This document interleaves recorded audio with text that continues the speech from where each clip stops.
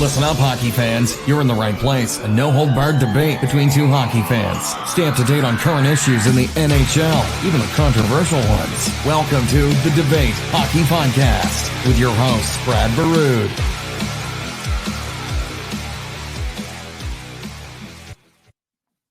It's time for the Debate Hockey Podcast, as I am out of whack and wasn't ready to roll there, Blake. Episode 140, you think we'd have it figured out by now, but we don't. April 5th, 2021, and you know what we would be talking about right now, Blake? Playoffs. Start of the playoffs. Yep. This should be the end of the regular season if it was a normal season, right? It's creating me to be a little out of whack. Because when the weather gets nice like this, to me, it's golf season and playoffs and playoffs, right? You still got another month, right? Like at least we're gonna have 2 months. We might have, I don't know. It's crazy. We'll talk about that later on in the show. Yesterday was Easter. You have a good Easter, Blake? Yeah. My grandparents. You guys celebrate Easter in Canada, right? My grandma came over. You guys celebrate Easter, right? Yeah, we celebrate Easter, and like I'm joking, dude. We had a nice turkey dinner, put it in the smoker all day. Had some stuffing, potatoes. It was good stuff. Good. So did we. I went over to my parents' house and ate some food. Went on a walk. Took the kids over to the park for a little bit. It was nice outside, and just kind of hung out with the family, and it was a nice day. Major League Baseball started. Yeah, I'm pumped about that. The Blue Jays are off to a good start, 3-1. I have not watched one inning, and I might not. Why? You're not a big Twins guy this year? I'm not a baseball guy anymore. Why not? I want to get all political. I'm out. Oh, come on. No, it's absurd. What? It's absurd. What do you mean? Moving the All-Star game? Yeah, that was absurd. Yeah, I didn't agree with that. I loved the response from Georgia's governor. Did you hear what he said? I saw the brave statement, but I didn't see that. Voter restrictions in New York, the state of New York, are stricter than in Georgia. So he said, well, I think they need to move their main office. I didn't see that. Totally makes sense, right? Yeah. I mean, Delta Airlines, their CEO piped up about it saying how good a thing it was. That's pretty hypocritical. You need an ID to get on one of their airplanes. Yeah. Right? Yeah. Yeah. Or a passport. Yeah. One of little hypocritical, right? Yeah. Got to show ID on who you are to get on an airplane. But it's okay to vote without anything. Makes a lot of sense, doesn't it? That is the bullshit we are dealing with in the U.S. That's just society, man. I hate to say it, hockey fans. Canada is not any better. You guys are dealing with a bunch of bullshit up there, too. Yeah, we're still got a couple provinces in lockdown, so you guys will be set back 20 years. It's not good. It's not good at all. Masters Week, that is good news. That is great news. Because I love Masters Week. Right. 2 friends of mine are going to Masters, which makes me jealous as hell. Mm-hmm. But happy for them. It's my favorite golf week of the year, and it's going to help this year when it's nice and I have a tee time for Thursday morning, so I'm going to go play around, and then I'm going to sit and watch golf. I'm excited. I love the Masters. I love that golf course. It's just something Who do you got? Lee Westwood. Ooh, Lee Westwood. I did a podcast with Seth today. Seth picked Ricky Fowler. It's a solid choice. I mean, it depends. He's hit and miss. He's either really good or he's really bad. I went with I think DJ is going to repeat. I don't doubt that. I mean, I could see that happening. I think that's a safe bet. If I had to go off the board a little bit, maybe Spieth. He kind of had a meltdown last Masters. Well, he won last week, and he's hot. He's playing well. He is. That guy is so inconsistent off the tee. I don't know. The Masters. The Masters is a whole different animal, though. Like if you're in a slump, the Masters is not going to treat you very well. Augusta is a tough course. Oh, it's going to be great. I love that. I love the course. It's always. It sucks that Tiger couldn't be there though, because like growing up, you look at Tiger and the Masters, and it's too bad he couldn't be there. So what am I supposed to say? It's just too bad Jack Nicklaus can't play anymore. No, but it just sucks. I mean, he won a couple years ago. It's really cool to see him win another Masters or another major. So, you know what? Here's a Masters fact. Do you know this? When you watch the Masters, it looks so beautiful and so green, and the birds are chirping. It's all fake. I know. Yeah, it's fake. You didn't know that? Yeah, I did. I'm telling you. Oh, okay, yeah. I literally went to broadcasting school. I know it's all fake, pumped in noise and stuff. So, what? Broadcasting school day one? Well, no, you'll learn all that. You'll learn about all that stuff, fake crowd noise, and I mean, it's in the MLB right now. They had it at the NHL bubble. Like a lot of sports do that. Like, and people don't realize that. It happens a lot more than you think. Yeah. I don't know. I love the Masters. I'm excited. Yeah. So like Lee Westwood, like I can't remember the last time that he's even been sniffing at a Masters. Have you? Like he's sniffing at everything else lately. Why? Yeah, I know. He's a hell of a golfer. He's a hell of a golfer. I like. Yeah, he's got some swagger too. He's big on social media, which you don't really see. What? He's big on like interacting with people, fans on social media, which you don't really see that from golfers that much. So it's a different kind of perspective. I wouldn't do it if I was anybody, because now I'd be afraid to. I'd say the wrong. I'll cancel you. Hauling garbage or something. On today's episode, we got a good one planned. We're going to talk a little bit about how COVID has ravished the Canucks roster. Roll on into the trade deadline preview. Talk about who we think are buyers, who we think are sellers, and some trade bait out there. We'll go around the league, talk about superstar Tantrums, Demko, and a Regina Pats 15-year-old Phenom. Boy, is he something to watch. A big thanks goes out to our sponsor, manscaped.com. Head on over to that website, pick yourself out a lawnmower 3.0, type in promo code debate. You'll get 20% off, and they will ship it to you. They'll ship it free.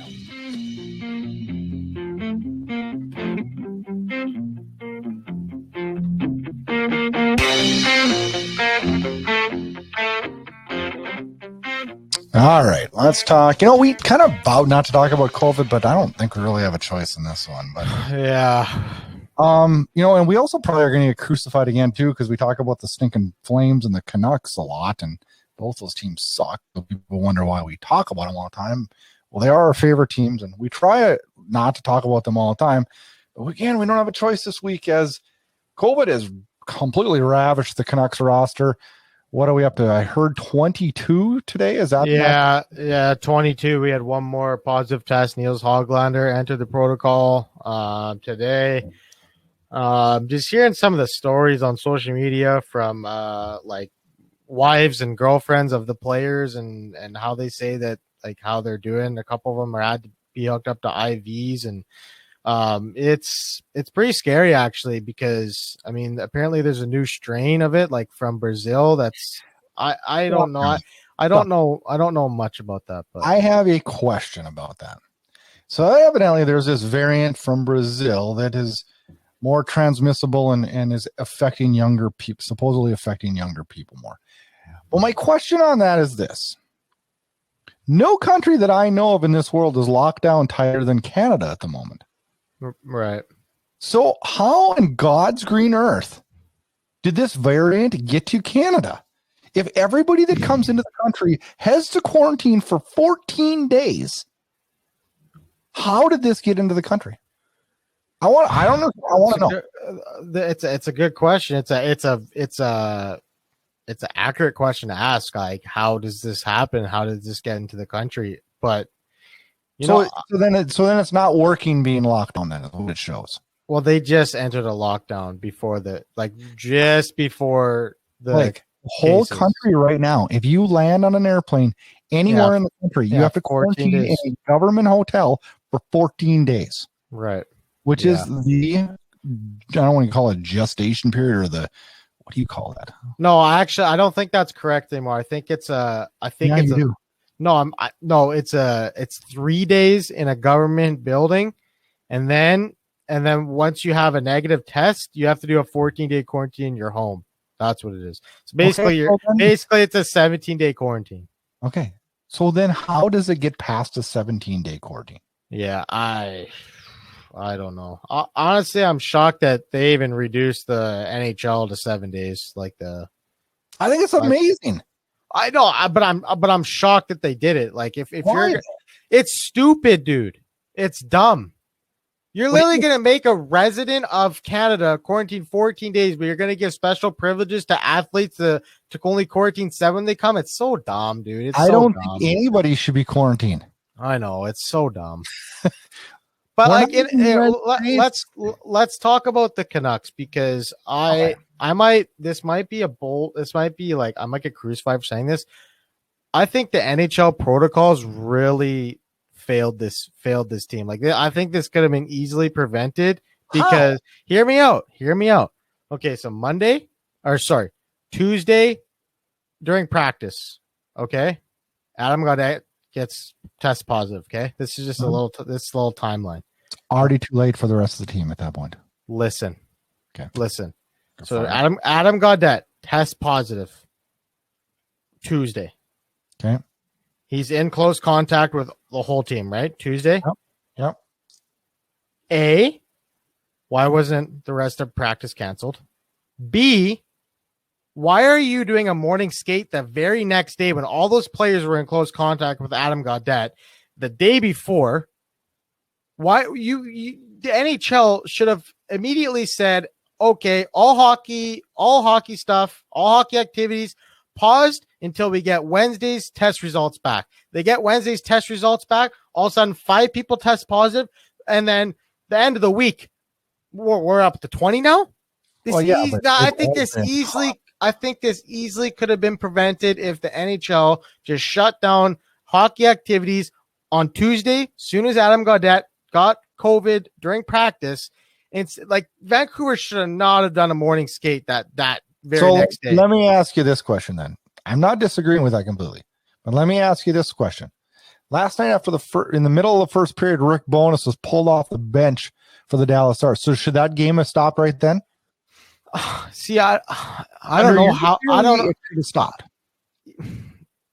Under your theory, everybody should have evacuated. That's weird. His case is it obviously had to be a false positive. I think that's what they said, because that's not been confirmed. He's been vaccinated twice though. So you know what I'm saying? Blake so there's 100% guarantee on the vaccination. I don't know, but we keep telling ourselves there's pros and cons. Yes, okay, I agree. But don't you agree with my theory that could have been kind of prevented on the Canucks standpoint? I do agree. But then if that is the case, then last night that game should have been shut down and everybody should have been sent out of there. I don't understand. It's happened in more sports than hockey. How in God's green earth are we getting test results during the middle of a fucking game? Yeah, that should be done. That should be done before or after the game. Absolutely. That happened in the World Series last year. Justin Turner tested positive in the middle of the World Series game. They had to pull him out in the 5th inning. It's like, but he came back out and celebrated. Yeah, I don't know. I don't know. That's what I'm saying, Blake. There's so much inconsistency across. I'm not even talking across sports, across life, across everything. We don't test anybody that works at Walmart, right? And they're in contact with everybody. It's because the athletes make all the money and they bring in the revenue. So we got to jump for them, I guess. So why are we testing them? I don't know. To cover the NHL's ass? For what? So I don't know. I have no answer for this. I just think people may think I'm crazy, but I just think that this major COVID outbreak could have been handled better by the league. But Blake, I'm gonna tell you this, and I know you well enough. I mean, I know you want to be safe, and so do I. But if they would have just canceled everything after one test, you'd have been like, what the fuck? I would have canceled. I would have canceled for a precaution until I got all the tests back. And then if Adam Gaudette's the only positive player, then you're good to go. Then you're good to go. And I agree. But and then they go to the morning skate, and then they get and then they get more positive tests later that day. It's like, what are we doing here? You know what I mean? No, I don't disagree. Like I just think the NHL fumbled the ball in this one a little bit. I don't know if you blame the NHL. Part of it's on the players, because at the end of the day, once you leave the building, it's on you to make sure you're following the protocols outside of while you're away from the rink. I get that 100%, but can't 100% protect. I mean, because you're going to be in contact with people. Yeah, they live in one of the biggest cities in the world, in Vancouver. So it's unfortunate that this happened. Obviously, like I love watching my team. I love the Canucks, but I have to ask, like, does the NHL just shut their season down? Like, this could be a real possibility. They were talking about it tonight on TSN. It could. They're not going to. I don't think that's a crazy thing. Like, I think if the cases were at like 10 or 12, I'd have been like, okay, they'll call up some players from Utica. But Brad, even Utica's going through their own COVID thing right now. So like, there's players that are positive on Utica. So it's slim pickings for Vancouver right now. And you can't shut them down though. The league is adamant that every team's going to play 56 games. I just don't think it's a possibility that Vancouver finishes their season. Like I just think there's too many positive cases. They're well out of a playoff spot. I think they're 8 points back. Like, okay, so let me ask you this: then does the owner have to pay the tab on the rest of the salaries? It's just a tough. The league, the Canucks, everybody's it's just a tough spot to be in. You know what I mean? Completely agree. Like, it's just a shitty situation for everybody involved. I will bet you money right now that the league does not shut them down. Here's. Okay, I'll play devil's advocate. Okay, so the Canucks already had a week off before all this test. They had their bye week, right? They're gonna have a bye week. They're gonna have up to a month off. Like, is that safe just to jump right in and play games after you've been sick and down and out, and you know what I'm saying? So what do you want to forfeit, or? I just right now, man. I am at a 60% chance the Canucks don't play another game this year. That's where I'm at. That's where I'm at. Like, I just, after what I'm hearing from the NHL though, I don't think that's going to happen. Like, they already juggling Edmonton's and Calgary's games against Vancouver. Now Edmonton's going to play Calgary instead of in May. It's going to be now, and there's just it's going to be a headache for the NHL schedulers. That's for sure. They knew that going into this year, right? Yeah, they were prepared that something like this could happen. I mean, done this with Dallas. But Dallas was at the start of the season. This is like the Canucks only have 18 games left, and that's why I think the NHL might be on the side of, I think it's just for everyone involved, it's just the best if the Canucks don't play another game. Just like, there's just too many cases. I don't know. What does that do to your team now then? So what does that do to contracts? What does that do to, I mean, I don't know. I don't think that'll happen. I'm going to disagree with you on that. I might be wrong on this, and I just don't think that'll happen. I just don't know another outcome unless the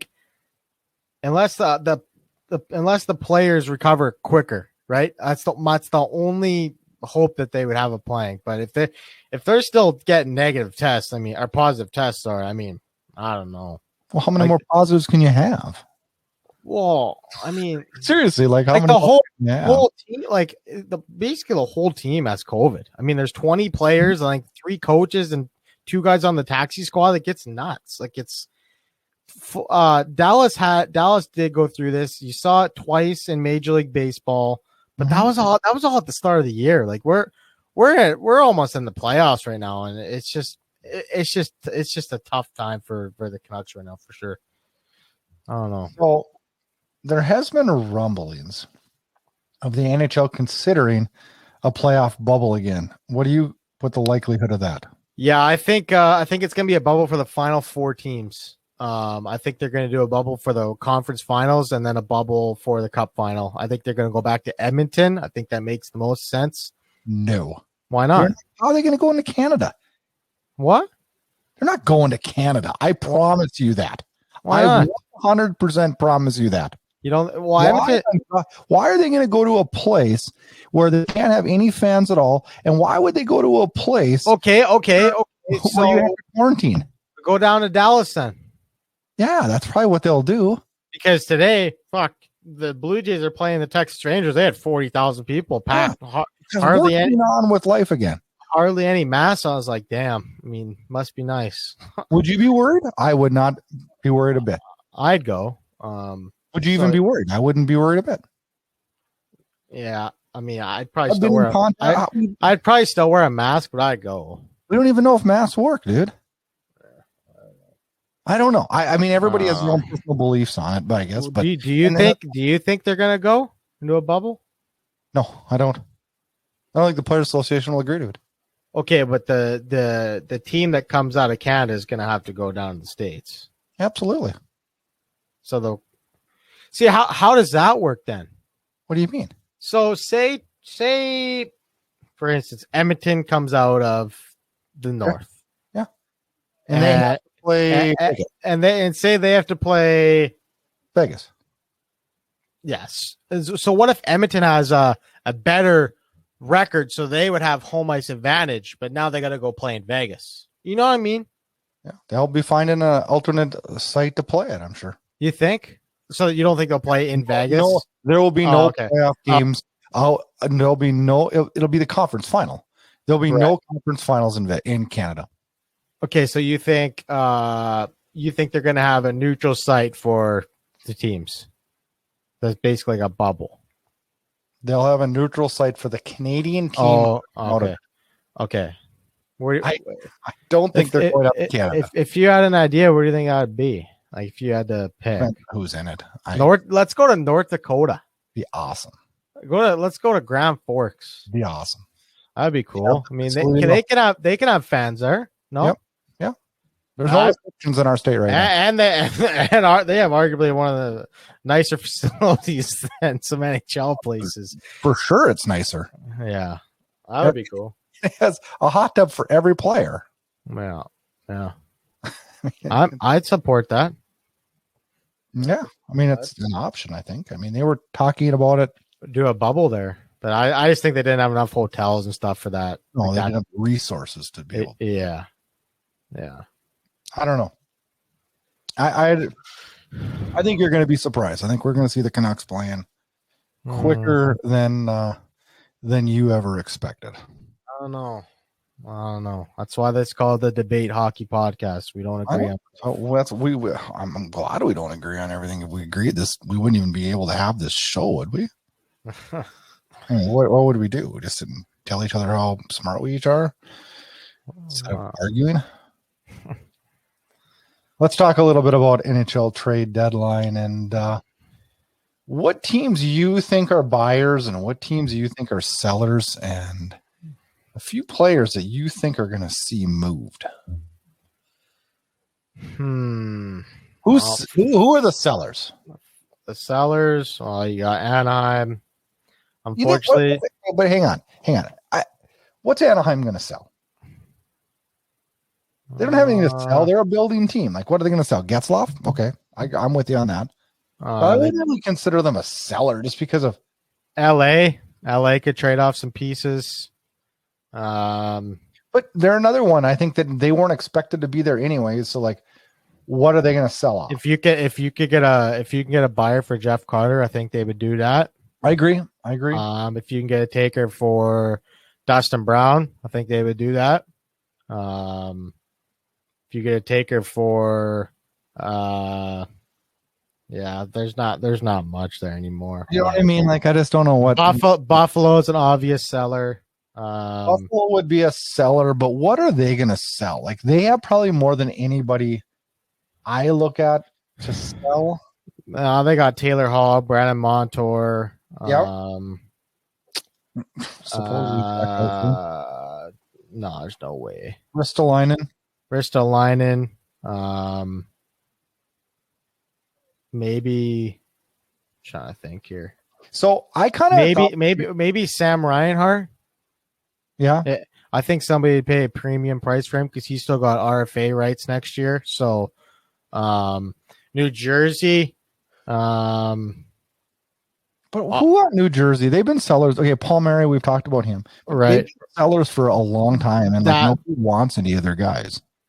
That would probably be the only guy I would say is Paul Murray. I got a question. Yeah. I read an article. I don't know if it's just true or not, that suggests the Calgary Flames should trade Chris Tanev to maximize their value. What's your thoughts on that? Absolutely not. You know what I'm saying, though? His value's at an all-time high. That's basically what they're saying. Trade him while his value's at an all-time high. I don't know what you would get. Ottawa, Ottawa, I don't, maybe like Derek Stefan on Ottawa. Wait, time out. What? You just jump through the Tanev thing and then you're just going to like jump out of it? Well, I don't know. I just want to get your thoughts on that. I mean, because I don't think Calgary's making the playoffs. Like they're not. Like so are they sellers? Yeah, absolutely. So what are you selling? If I'm coming to the auction, what are you putting on the auction? I'm going to name a list. If I'm Calgary's general and I'll tell you if that's bullshit or not. Okay. I would say Sam Bennett's obviously up for grabs. Yeah, that's one. I would say Johnny Gaudreau is up for grabs. Possibly. I would say Mark Giordano is up for grabs. I don't know. I told my dad, I said I would trade him in the summer. Why? It's just not enough. Sell him when you can get the most return. Yeah, but I don't know. You're gonna have to get creative with a Giordano trade because of his cap hit, right? Remember, it's got to be money in, money out, Brad. You're gonna have to get creative. A lot of these teams have worked ways with the taxi squad up and down to save themselves some money. Yeah, for sure. Sean Monahan for sure. I keep hearing David Riddick, but I don't know why or what. I don't know who would take him. He might. Yeah. Washington has talked about it. There's been multiple teams. Is that like that's one of my questions too? We'll get to that Washington situation. Derek Ryan would be a guy that would be moved. You know what? Honestly, if I was Calgary general manager, I would field calls on every single player except for Markstrom, Tanev,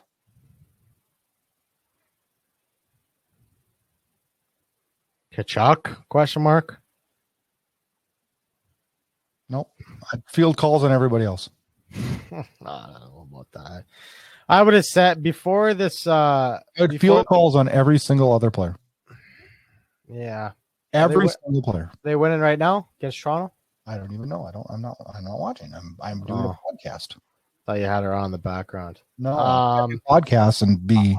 I would have said that before this COVID situation, the Canucks would have been sellers. I don't know the possibility of that happening anymore because you don't know. Like, can you even trade if a player tests positive? Like, I don't know that answer. Yeah. You're not positive forever, Blake. No, I know. Yeah, I know. So the obvious better if they're positive because then they can't get it again. The obvious pieces there be Pearson, Edler. I don't even know. I think Jordy Ben. I think nobody wants Jordy Ben. I mean, you can't say Jake Virtanen because he's been on the trade block for 3 years and nobody wants him. I think you would trade. Listen to this, Blake. Tell me if I'm wrong. Now, obviously, with the right offer, I'm going to name the guys in the Canucks they would sell. They would trade. Obviously, with the right offer. I mean, Brandon Sutter, I think, would be high up on the list of, and I think he will probably be moved. I think you'd trade Nate Schmidt. No, not a chance. What a bet. Nate Schmidt's growing on me a lot. They would trade that contract. I like Nate Schmidt. They would trade Tyler Myers. Yep. Nobody's taking that. They would trade Braden Holtby. Yep. They would trade Alex Edler. I don't know if Edler's going to waive though. He may not. I'm just saying they would if they could. Right. Right. And then nobody wants Jordy Ben. So you guys don't have a ton of guys that people want. Yeah. That are movable parts. The Canucks also got Podkolzin coming, so he'll be in the top 6 next year. So like you said that this year, Blake. No, I never said that this year. He had all year in the KHL this year. There's a possibility of him joining. His team's in the playoffs right now. There was a possibility if his team got knocked out, if they got upset in the first round, that he could come, but they're in the conference finals right now. So, but that leads to the question: what do you do with Jake Virtanen? Because Podkolzin comes, you got Besser on the right side. You're paying this guy $3.5 million to play third line winger. Like fuck. That was the mistake they made, though, Blake. I don't know. And you let the Foley walk, and he goes to Montreal, and he scores 20 goals. Like it's fucked up. We've pretty much talked in the North Division. We've talked about Vancouver, Calgary as sellers. Ottawa doesn't have much. No, well, they're not a seller, really. I mean, they have some pieces they could trade, like like a Derek Staffan or something like that, which I don't think anybody will take him. So and then in the what other? Let's roll over to the East. I mean, Buffalo, obviously, we talked about them as a seller. New Jersey, we talked about them. The Rangers and Philly are 3 points back of Boston, 3 and 6 points back of Boston. Where do those two teams go? 6, 3 and 4, 3 and 5, 5 points. Yeah, the Rangers are. I don't know. Disappointing this year. I thought they would have been better. They've been good. They are coming on. I'll give them that. But what were they? They're 6-3-1 in their last 10. Zibanejad's been very good for them as of late. He's finally hot after a very cold start. Obviously, that time where Panarin missed, they obviously lost a lot of games and he was gone. Now, unfortunate situation that occurred, but I think I don't think Philly will be much sellers unless they get it. Like, what can they even trade? They got so many big contracts on that team. Like, do you think the Philadelphia Flyers make the playoffs now? I do. I think they make the playoffs. I think they've allowed 134 goals against. Carter Hart's got to figure it the fuck out. The most in the league. No, Ottawa is the only team that's allowed more goals against. Yeah, Carter Hart's been really bad. But they still got some time to figure it out. You got 19 games left to figure it out. So we'll see. Only 3 points out, and they obviously got to give Boston a couple games too. So big mountain to climb. Central Division sellers, I don't really consider Detroit a seller. Columbus would be a seller. I don't know that you don't consider Dallas right now a seller. Dallas is a seller. Chicago will be a seller because they're like the Kings, where they didn't expect to be in the situation. So if an offer comes, I'm sure they'll take it. In the West Division, I look at Anaheim and LA, but we talked about that. Where do you go with St. Louis and San Jose? Are they sellers now? Well, San Jose's 8-1-1 in their last 10. I know they're right in the hunt. I mean, they're 3 points out playoff spot. Yeah, 3 points out, and they're rolling really. And they have a game in hand on Arizona too. So I know. So does St. Louis. I think that San Jose's sellers still. Like this team's not a cup contender. You know what I mean? So it's tough to tell your fans though when you're going to maybe make the playoffs. And who would they trade? Who would they trade? Who would they trade? Let me just go here. Well, obviously, like a guy like Patrick Marleau or something. Oh, okay. I've had multiple people talk to me about that. Let me ask this question: who wants Patrick Marleau now? Hold on, I'm just going to look at the roster quick. I would trade if I was the GM. I would take calls on Kevin LeBanc. I think somebody would take him. Patrick Marleau, Matt Nieto. I think somebody would take Matt Nieto. Bottom, last year you saw you saw Tampa Bay go out and get Barclay, Gaudreau, and Colm, and I think you're going to start. I think San Jose is going to do something similar, like Nieto's kind of like Gaudreau. Just let me.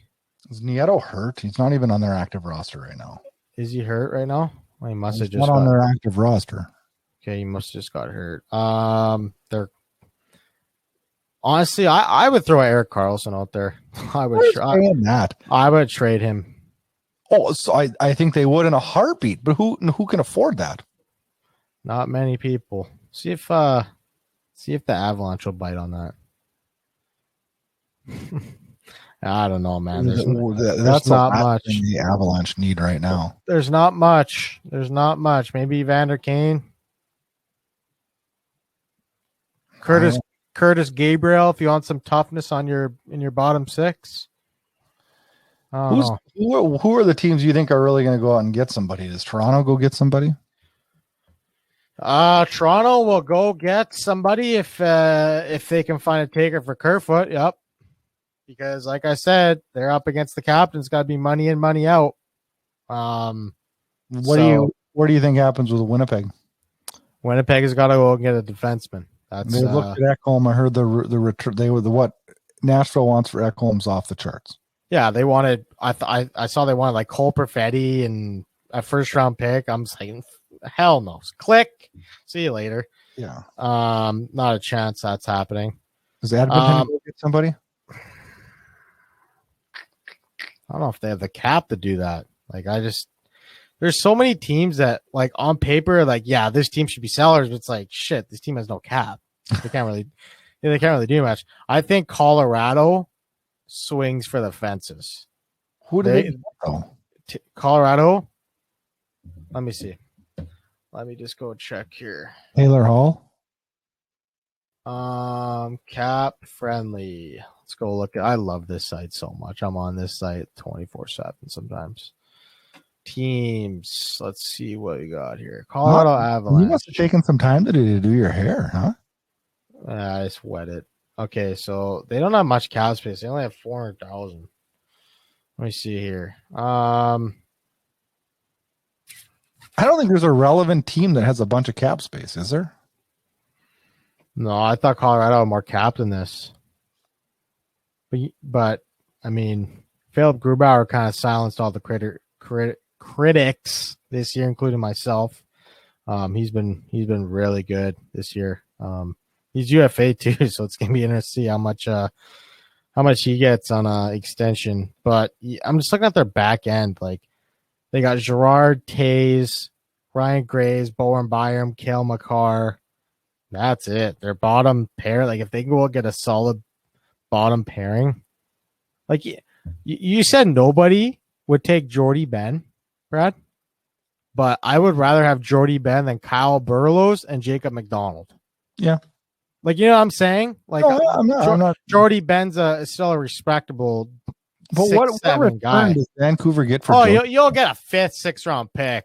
You'll just get anything you can get, like a pick or something. But I'm just saying, like if they can get a serviceable defenseman, like what does Jordy Montour do to that team? Yeah, that's you're going to be looking at probably trading a guy like. I don't know if they'd part ways with Jonas Donskoy. He's been on fire this year. Matt Calvert would probably go. He's a pending UFA. Brandon Saad, I think they would move. Although he does have a modified no trade clause. Brandon Saad. I don't know. He's just. But it's got. But I'm saying it's got to be money in, money out. He makes $5 million. So no, but here's what you do. You got to get creative, Blake. Maybe all right. We're going to send you a 2nd round pick. Yeah, to take this contract, and you eat the money. They're going to have to do that. They're going to Well, I would go. This is what I do. I go to Buffalo. Okay, Buffalo's going to retain half of Taylor Hall's contract, so you're going to get him for $4 million. Okay, I would trade them. Brandon Saad. They don't want him. Yes, they do. Why? $5 million is nothing. He's off the books next year. It doesn't matter. Okay? You're going to give him Brandon Saad a 1st round pick. and a prospect for Taylor Hall. Because I think Taylor Hall would be a better fit than Brian Saad on Colorado. Because you can put Taylor Hall with McKinnon and Rantanen, and I think he would thrive. He just hasn't. Eichel's been hurt, so he hasn't really had anybody to play with in Buffalo. You know what I mean? Like I think that $8 million player, he better be the one driving the bus, man. I think that obviously he's not worth $8 million. Everybody that follows hockey and follows the sport knows that he's not worth $8 million. But I think that like getting a bottom guy, I'm not saying they're going to get Jordy Ben, but a serviceable defenseman like Jordy Ben, a bottom pairing guy, and a guy like Taylor Hall, I think that would be an A-plus deadline for the Colorado Avalanche. All right, I'm going to name off 10 players, and you need to tell me. Whoa! We're still going through teams, though. We are not. We got through them all. Florida's got to be a buyer here. Oh, for sure. But we're stuck though because none of them have any cap. So I think every team in contention wants to be a buyer. Let me see. I don't know how they're going to do it. Let me check Florida here. They're all tight. Florida's got $3 million in cap, so they do have some space there. Alex Wenberg would go for a money in, money out deal. He's 2.25 on an expiring deal. I'm just saying, like guys teams will take expiring contracts if they can get futures. Like if you can get picks and prospects to take on an expiring contract, you're going to see a lot of those trades. You're going to see futures attached with, okay, you're going to take this cap with 1 year left. You're going to see a lot of those deals. So Florida can get creative here if they want. Maybe they go out and get a defenseman to replace Ekblad for the stretch run. That's some big shoes to fill. They did sign Matt Kierstead as a undrafted free agent from out of North Dakota. I thought that was a really solid signing, really timely signing because they just lost Ekblad at the time. So he steps in. He can provide some offense from the back end. But yeah, I don't know. I think Florida 9 games all year. I think Florida is a wild card. Like I think they're gonna make a move that's like, whoa. I did not know Florida had that perceived. I think that's the team to keep an eye on the deadline is Florida. You know, I'm going to name off a couple players. I need you to tell me if they get moved or don't get moved. We won't spend a lot of time on that because we got to get rolling into the next segment. Right. Matthias Ekholm. Yeah, he's getting moved. Oh, I don't know. See, they're right there for a playoff spot, though. They're in a playoff spot. He won't get moved. They're in a playoff spot right now. They're in a playoff spot, which you told me 2 weeks ago. So did you. Get that shit out of here. So did you. Taylor Hall. Don't even put that on me. Yeah, Taylor Hall get moved. Philip Forsberg. Oh, no. No. What are you talking about? Kyle Palmieri. Yeah, he'll get moved. Tanner Pearson. Well, he's hurt right now, so it depends on his ankle. But if he's healthy, he'll get traded. Brandon Montour. Will get moved, yep. Sam Bennett. Ask me that question next week. Why? See how Calgary does this week. Calgary is out, dude. If Calgary climbs back in the race. There's no way in hell Calgary is getting the playoffs. No way in hell. Oh, yeah, never mind. They got 4 games to give to Montreal. Yeah, they're done. Yeah, no way. Sam Bennett will get traded. Johnny Gaudreau. No. Okay. I think he will. Johnny. If a Johnny Gaudreau trade happens, I promise you it happens in the summer. Probably. He's not getting traded in next week. Like, come on. Never know, Blake. It'd be Brad's biggest birthday gift ever. That's right. I don't even know when your birthday is, so I just said that for some reason. Inside Edge Hockey News, lighting the lamp and raising the cup. All right, let's go around the National Hockey League quickly here. We'll go through a couple of things, and then we'll get on into 3 questions and get the hell out of here. Superstar tantrums this week. Nathan McKinnon gets hot and heavy with Connor Garland and ends up chucking his helmet at his face and is quoted saying, "I told him next time it'll be his skate and the throw will be overhand." I thought it was hilarious what he did. Oh, man. I did too. It was just so funny how this Garland just kind of reacted to it. Obviously, he deserved a 10-minute misconduct for that. It's stupid, but hey, those are ones you're okay with. Yeah. Sidney Crosby. Bergeron gets a double minor, and it looked like a little bit of a butt end to Crosby's face on the faceoff. But Crosby looked like a soccer player. Somebody got him from the sixth deck. Somebody shot him. You know what's funny though? The thing that went unnoticed. Jared McCann got it worse. I know. Right beside him, like nobody. Everyone's like, "Oh, Crosby's diving." It's like, dude, look at Jared McCann. This guy like almost got this guy stick in the eye. Yeah, Krejci got him perfect. But I don't know. I know Crosby got hit, and a butt end's a butt end, and that's not good. But holy shit. You don't need to be diving like that. Oh my God. Like even Matthew Tkachuk should get together this summer and have how to look like a soccer player the most. But one thing that did piss me off this week is Connor McDavid completely elbows Jesper Kotkaniemi like in the face, like bigger than life. Kotkaniemi didn't have the puck.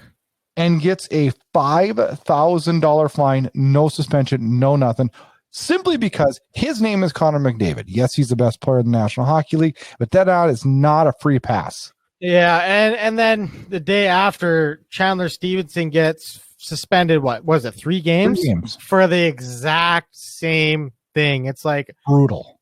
We've been talking about this. We talked about this last week with Tim Peel. We need consistency with these refs, whether it's reviews, whether it's penalties, whether it's everything. You can't let Connor McDavid get away with that stuff. That's a bad example. I'm telling you what, if I was somebody on Montreal, I would have stuck him in the face so bigger than life because there's no way the league could suspend you. Well, the thing is, like, A, yeah, where's the pushback from Montreal? But B, like, that just what the NHL just did that said, okay, star players can get away with whatever they want. Yep. That's not good, man. That's not a good message to send to the players. That's not good. Not at all. It's brutal. You want to hear a funny fact I saw on Twitter after, so I saved it.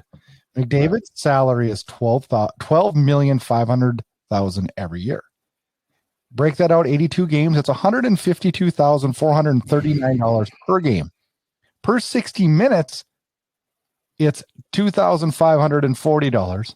So basically, he wipes his ass with $5,000. His fine. That's basically what you're saying. Basically, he makes that in a period. Yes. No, he makes it during the penalty. He makes during a 2-minute penalty. He makes $5,081. So he basically got paid $81 to elbow Kotkaniemi in the face. I know. It's so stupid, dude. That is something else. It's so dumb. Demko signs 5 years, $5 million per season for the Vancouver Canucks. Blake, your thoughts on that one? I like the deal. I gotta write down the time. We're gonna need to replay this later on. We're gonna write down the time. Just all look at Tyler Myers thing. Yeah, I like Tyler Myers. You gonna let me talk, or you're gonna just act like a dummy? Okay, so there's layers to this contract. Okay, you can look at Thatcher Demko's body of work and say, okay, he's got 50 starts in the NHL. That's not worth 5.5. Everybody knows that, okay?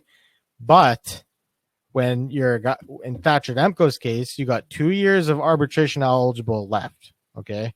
So the Canucks could either go year to year with Demko and go arbitration, and then he's a UFA all of a sudden. So what the Canucks essentially did is they bought out the rest of his arbitration years, and then they bought 3 additional UFA years, and Demko's going to be in his prime at a pretty decent cap hit, right? Obviously, this is an educated bet, right? They're taking a chance on Demko, but the Canucks know what they have in Demko. He's been in the organization for 7 years, so they know exactly what Thatcher Demko is about. And what Thatcher Demko has done this year, it's a small sample size, 15 games, 15 starts that he had really good stretch. I think they are confident enough that this contract, this long-term deal at 5 times 5 is going to be a good bet for the Canucks. Obviously, there is a little bit of risk because he hasn't had much experience as a starting goaltender. But like I said, I think this is a very educated bet. Like I say, he's been in the organization for 7 years, and I know exactly what they're getting with him. I think it's a little risky. I don't think it's over the top stupid, though. Like, it's not I don't think it's a Koskinen deal.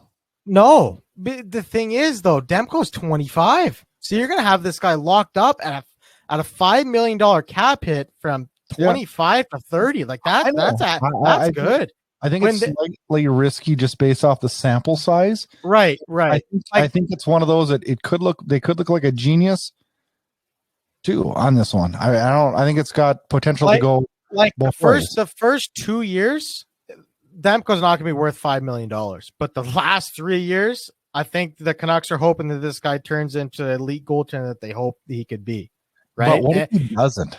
Yeah, if he does, but that's a risk you take with any contract, though, too. Like the Flames just signed Markstrom for 6 times 6. I know. But he had an NHL sample size, though. Right. But Demko's never had a chance, though. This is his chance, usually you pan past performance, not right. 100%. I agree. I don't think this is a horrible deal, though. I don't. But Jim Benning had an opportunity to lock in one of his core guys for 5 years at a reasonable $5 million cap hit. With Jim Benning hasn't had a very good track record of signing contracts, but I think this one will turn out good for him. I don't think this is a horrible contract. Let's talk a little bit about Regina Pat's 15-year-old superstar gets exceptional status for the Western Hockey League this year and living up to the hype. Connor Bedard, 15 years old, 10 games played, had 8 goals, 11 assists, 19 points. Yeah, like I was looking at the players that were granted exceptional status. I think a couple: McDavid, Tavares, Ekblad. Those are just the notable ones. But they put the points per game on there. You know what? You want to know what Connor McDavid's point per game was in his exceptional season? 0.98. I'm not. But Connor Bedard in his exceptional status season, 1.98. Like what he's doing right now is unbelievable. Like this, every time the guy has the puck, like just last game, he tried the Michigan behind the net. Like this guy's unbelievable. Like every time he touches the puck, something happens. Like for him to be doing this in the WHL at this age, it's pretty special, and he's going to be doing it for another couple of years in the WHL before he probably goes 1-1 in the first round in a couple of years. He's that good. He's that good. Definitely fun to watch, and it's made the WHL pretty interesting so far early in the season. Early in the season, as we're almost at the end of the season. Yeah, they're only playing 24 games this year, so. Oh God, this whole year, I just want this year done. Are you ready for 3 questions, Blake? Let's go.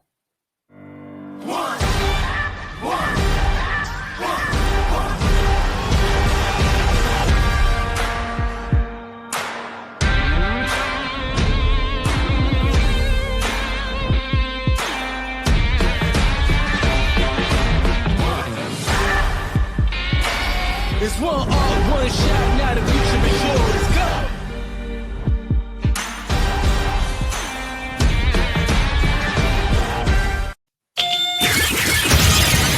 It's time for 3 questions.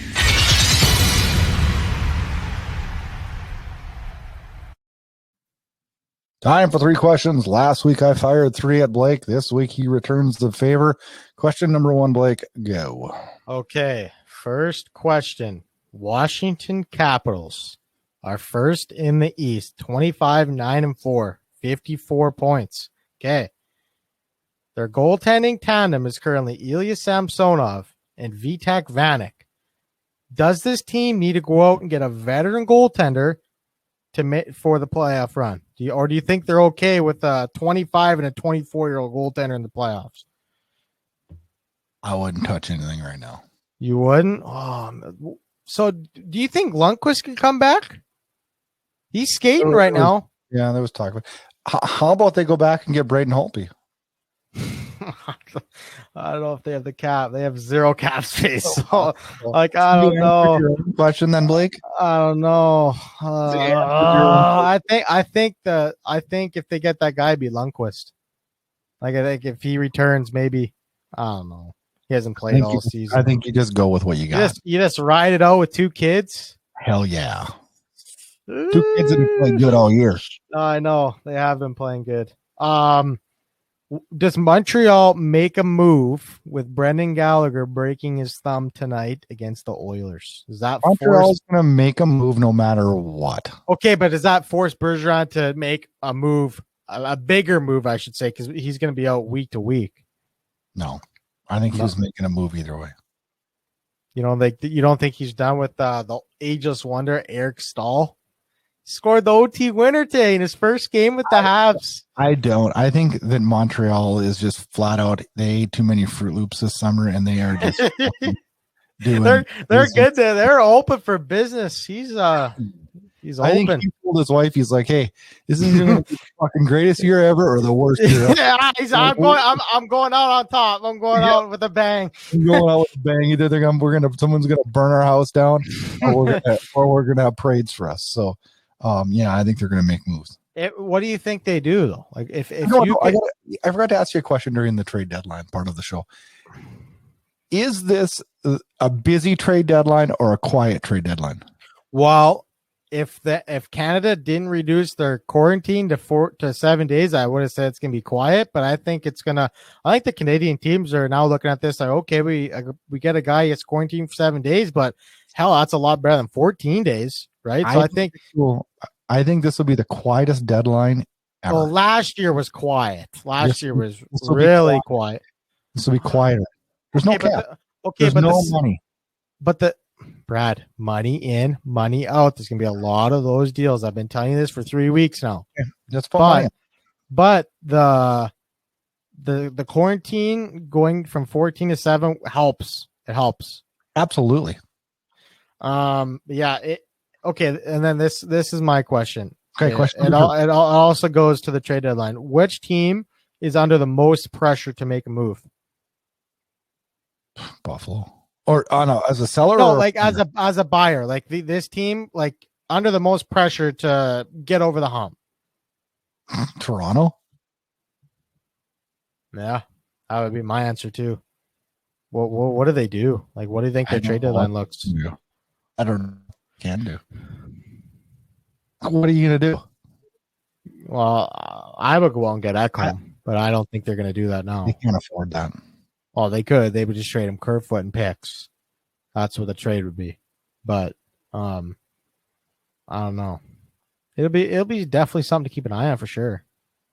Yeah, but why would they trade Ekholm now? They're in the playoffs, dude. That's what I'm saying. Like, as I said, I don't think it's gonna happen now. So they're in a playoff spot, but I don't know. I know.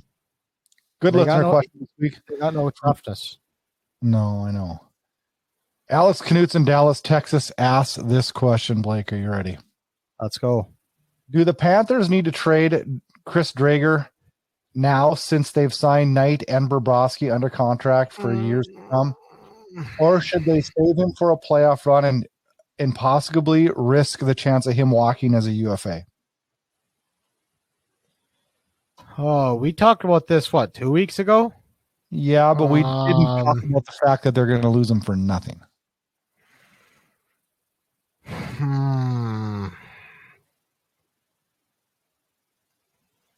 It's a good question. It really is. A really good question. I think there's some sleepless nights in Florida right now. You have Sergei Bobrovsky for another 7 seasons at $10 million. And nobody's taking that. And you're just going to let this guy walk right under your nose. That's like basically puts you in a playoff spot. Let's go look at this guy's numbers this year. It's off the charts. Yeah, I know he just got a shutout the other day. Let me go look here. This guy in 17 games has a 2.04 and a 931. Last year, 12 games, 2.04 and 938. So the consistency. That's what you get with this guy. I personally, I think that Spencer Knight is a trade chip. And I would sign this guy to like a 4-year deal. personally. Because you can never go wrong with a good 1A, 1B goaltender. Spencer Knight. I don't know. Like he is a really good prospect. Like he is almost an NHL ready goaltender, I think. So signing Driedger though and keeping, but how do you do that? So like, what are you going to have, like 15 million tied up in your goalies?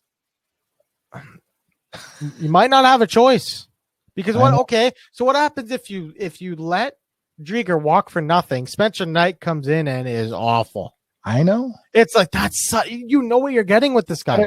You don't know what you're getting with. No, but you trading a first round goalie that's like the most thought of goalie prospect in the last 5 years since Carey Price, probably very risky to do. But he's probably the best prospect goalie since Carey Price. Yeah. So like return would be high for it too. Oh, 100% it would.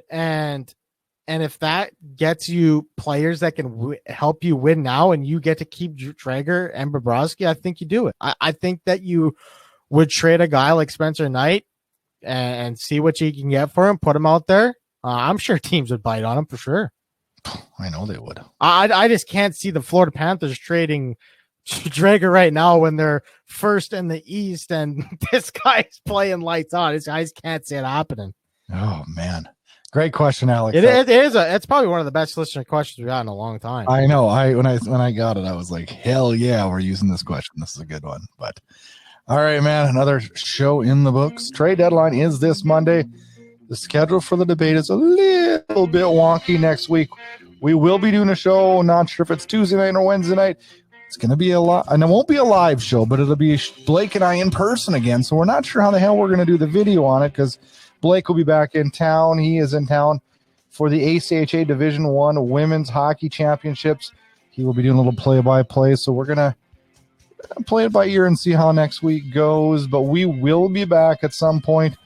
Congrats for Blake getting the gig doing play-by-play for a championship caliber tournament. Should be a lot of fun for him. And, we wish him the best during that week-long adventure. And, we're back next week.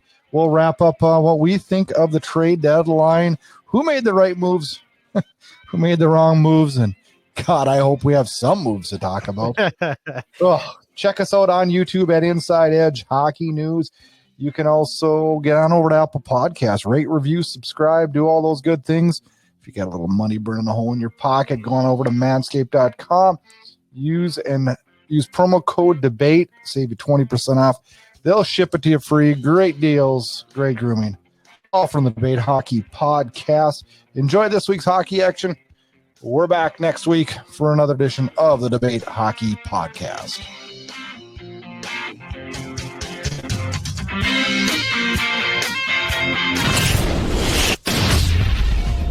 Get connected. The Debate Hockey Podcast can be found on Twitter at Debate Hockey. Also, make sure you check us out on our Facebook page, The Debate Hockey Podcast. Brad Burud can be found on Twitter at Brad Burud, and co-host Blake Friars can also be found on Twitter at Friars_Blake. If you like what you hear, please rate and review us on Apple Podcasts. The Debate Hockey Podcast can be found on all major podcast players, and please consider subscribing to the Inside Edge Hockey News on Patreon. Thanks so much for listening to this episode of the Debate Hockey Podcast with your host, Brad Burud. For more great content and to stay up to date, visit InsideEdgeHockeyNews.com and on Twitter at InsideEdgeHOCKE and Facebook at Inside Edge Hockey News. We'll catch you next time.